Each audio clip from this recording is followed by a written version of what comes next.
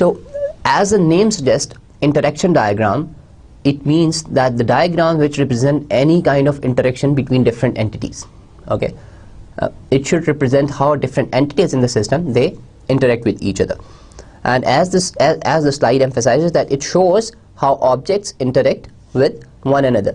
So so if you remember the system sequence diagrams, then what do we do in that? We basically have different objects, instances or classes, and then through the messages we try to identify that how these objects or these instances, they interact with each other.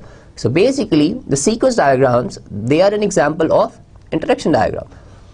Another diagram that we will see, and maybe we'll start it in today's lecture or in the next lecture, they are called collaboration diagrams. They are very similar to system sequence diagrams, and they are also used to identify these interaction between different objects, and these are called collaboration diagrams.